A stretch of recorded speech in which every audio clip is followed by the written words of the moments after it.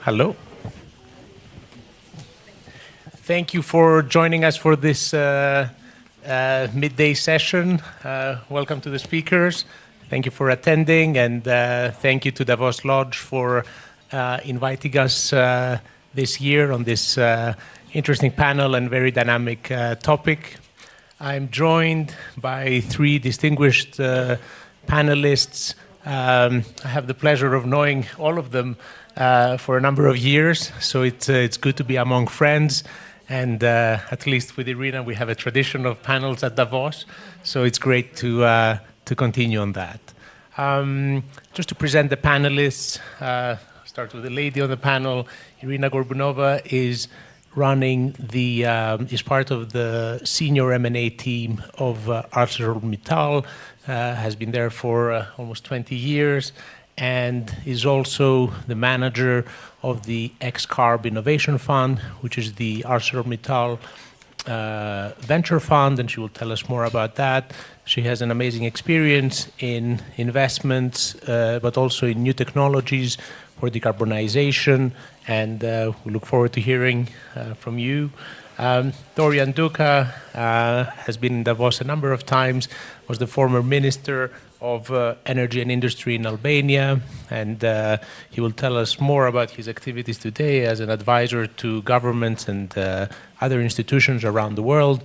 Very interested to hear your experience and ongoing views on energy and technology. Jonathan Lewis from New York has been an investor for over 25 years, and more recently realized and created the human capital side of investing. He's an advisor to a number of sovereign wealth funds and large institutional investors around the world, bringing in expert consulting and expert human capital on complex projects. My name is Camhis. I run a private equity fund out of Geneva called FOS, and I also sit on the board of the Greek Sovereign Wealth Fund. Looking forward. So we can go straight to the topic of today. How are we developing energy sustainable technologies through innovation, policy, and investment synergies? Of course, everything today is under the scope of geopolitics. But coming to Irina, how is heavy industry looking at decarbonization today? Obviously, you're in the steel industry. It's seen as one of the hardest to abate. Are there still further opportunities for technology innovation to transform the carbon footprint of your industry?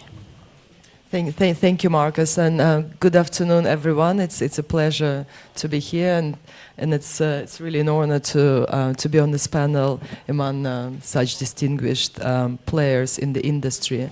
Excellent question, Marcus. And steel industry is called hard to abate, not because, it's hard to decarbonize, not because we lack imagination or we lack ideas, but because carbon is so deeply embedded into the system, into the process, into the infrastructure surrounding steel making.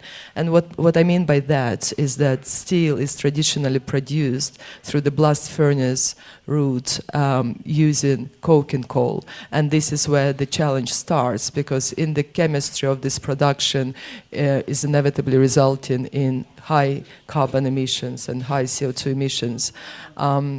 So to answer your question, how are we looking at it, I'll group my answer in three categories. One is really reimagining the way steel is produced, so really re-engineering the process, because ultimately, we need to get to steel from iron, and we need to reduce iron to steel, and there are ways electrometallurgically to do this. For instance, one of the technologies we invested is molten oxide electrolysis of iron ore, which is has great potential to produce steel in one step.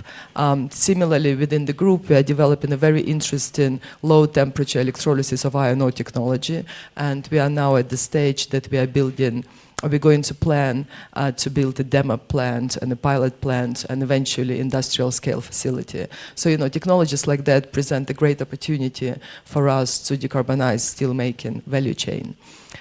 Secondly, I always praise steel because there are lots of credentials, and one of them is steel is infinitely recyclable. And I'm a big fan of circularity. If you can recycle steel, if you can use low renewable energy in the process, you can really get to the minimum carbon footprint. And if you use scrap, and we are doing this, for instance, we were also the sponsors of Paris Olympics, where we produced with our low carbon steel the Olympic torches and also the rings on the Eiffel Tower. So that's a great example when you can use scrap and renewable energy and produce a very low carbon steel. And finally, one of the key subjects, I think also at this forum, I think every conversation is around AI. So, we also can think about the role of AI and digitalization in the process. And I have a number of good examples when you can use digital twins to optimize the production, to reduce capex, when you can use really AI in the process to reduce yields, to increase yields and to increase efficiency. So, some of those technologies can truly be, in a system approach, transformative. Thank you, Irina. And I think that's a question for the whole panel, but do you see the new policy environment, from the US mainly, and Europe moving potentially in a different direction? Is it making your life easier, harder? Is it accelerating things, or is it slowing things down?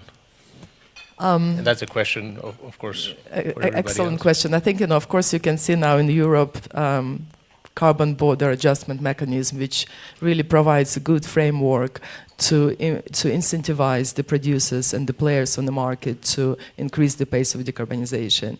Of course, in the US, you can see somewhat different approach, but nevertheless, what I'm happy to say is that lots of wheels are already set in motion. So I can see lots of technologies that have progressed and really advanced and already at the stage of being deployed. So I think some of this progress is going to be difficult to stop. So I'm hopeful that regardless of the geopolitical narrative, there are lots of initiatives and projects that already set, focused on sustainability and decarbonization. Thank you. And Dorian, if we can come to you. I mean, this question, but also more generally from your experience in government, what moves things forward faster, and from a policy perspective, how do you see this acceleration or slowing down? Well, I mean, as also we were discussing, sometimes they say that the road to hell is paved by good intentions. I mean, everyone believes that he has a good intentions when he implements a certain policy on energy, he wants to change the status quo, but often these policies, probably they could be a solution at one moment, but they become the problem at another stage. Looking back, for example, at the dephasing of the nuclear energy in Germany. At the beginning it was a big hype, like energy, then there was like the transitioning.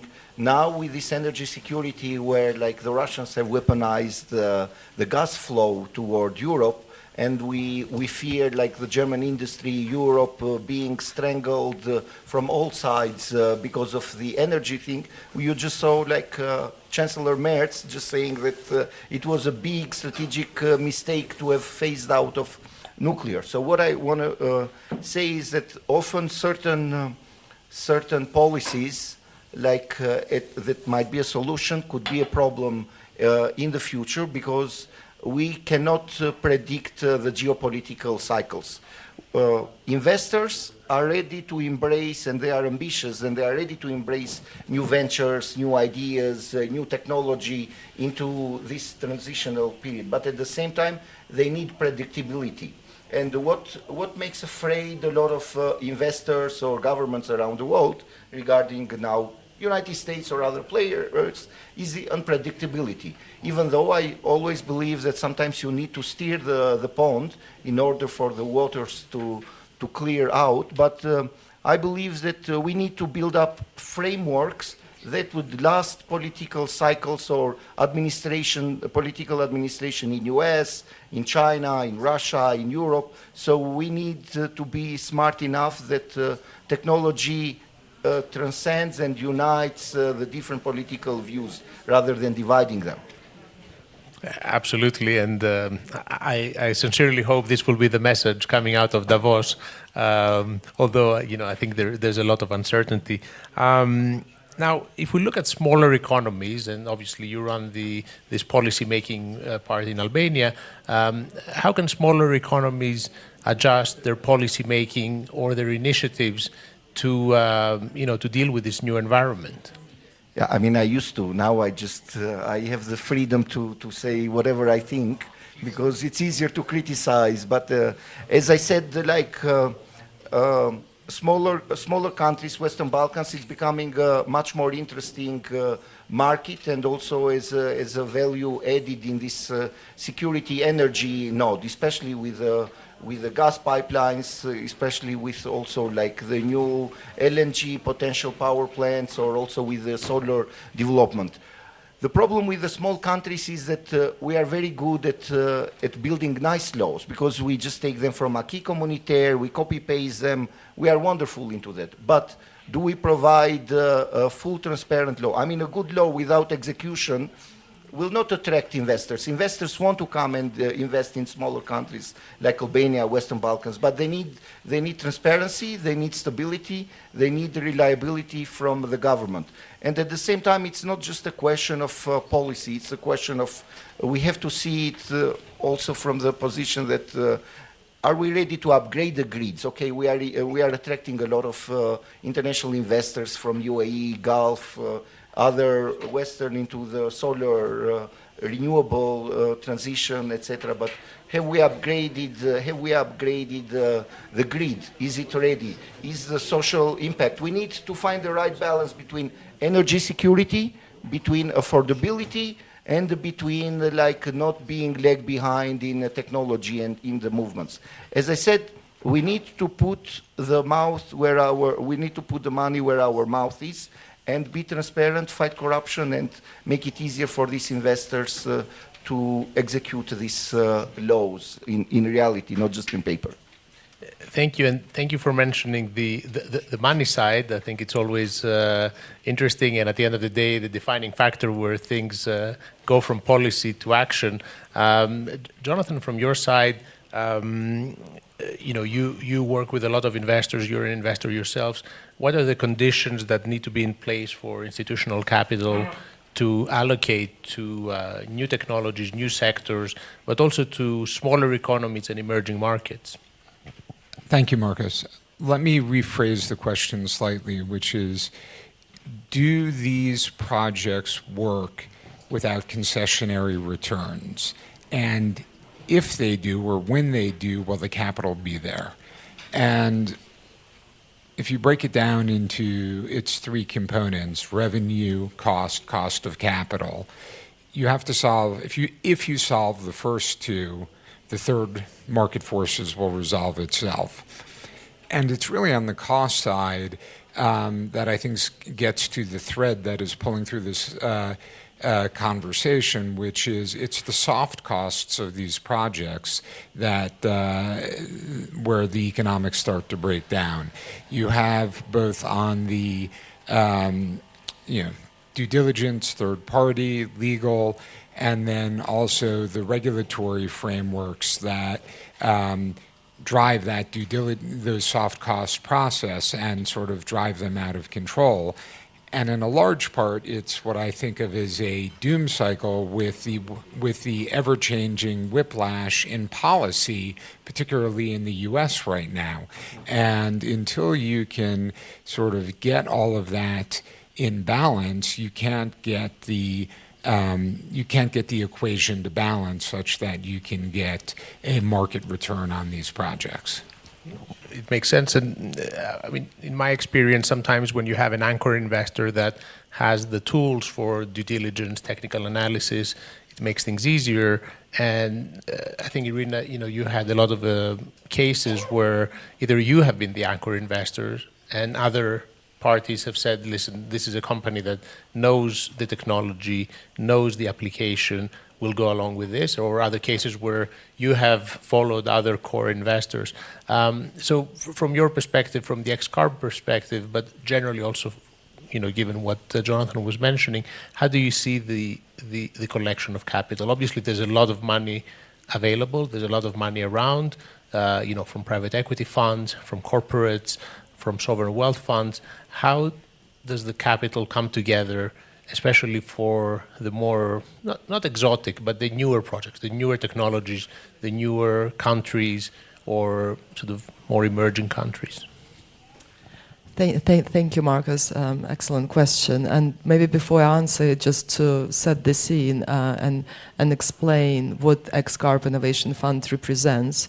First of all, it's the corporate venture fund of ArcelorMittal. ArcelorMittal is one of the largest steel players globally, with presence in the US, in Mexico, Canada, Europe, China, India, so truly global company.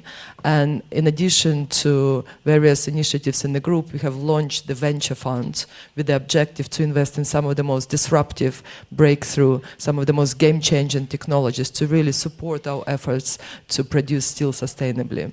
And answering your question, it's indeed, we need to distinguish different roles of different players, because what we bring to the table is not just money, it's the industrial platform where you can try and test technologies, where you can establish if they're technologically viable, if they're industrially scalable. This is something that traditional venture funds cannot decide or establish in isolation. So they really need to partner with the players like us, to see if there is a roadmap for some of those technologies and startups to really be deployed, and work with our operations to test and to pilot those technologies. So I think this is the different roles that we need to distinguish, and to ensure that each party does what they're best at, right? So for me, it's not just kind of writing a big ticket size, but it's really have this strategic collaboration or plan. How are we going to work with the technology? And of course, lots of venture funds will look at us to see if there is a plan. So, what's the roadmap, how this technology will be scaled and eventually industrially operated at industrial scale. Yep. Thank you for this. Dorian, from your perspective, and as you engage now with investors around the world, how do you see their view on the geopolitics side of things? So you have the US pushing one agenda, Europe sticking, let's say, to its agenda. Are investors waiting, or are investors saying, we will go ahead with the projects we have planned? How do you see their reactions these days? Well, as they say, money never sleeps. So, and I don't think investors also have the luxury just to stay put, but at the same time, they need to be prudential, not to make the wrong moves. I still see a lot of interest for, even if they might not be deploying immediately, they always believe that these are cycles that will change, and times pass very quick.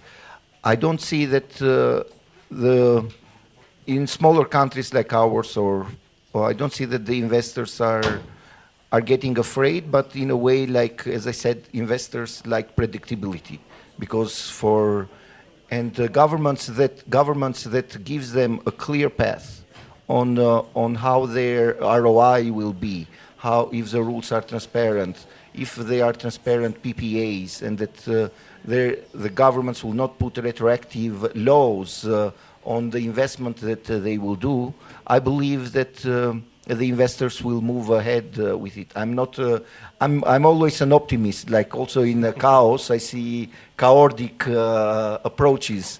But in a way, I believe that where there is also chaos, there is sometimes also opportunities. Just investors will have to adapt. But as I said, usually they prefer predictability and they prefer transparency in the countries where they want to invest. Yeah.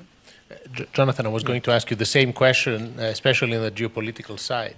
Well, to pick up on much the same point, what I'm seeing now, particularly in the renewable space, is investors are very focused on projects in 27 and 28, where they have where they feel more confident about the state of geopolitics, the regulatory frameworks, et cetera.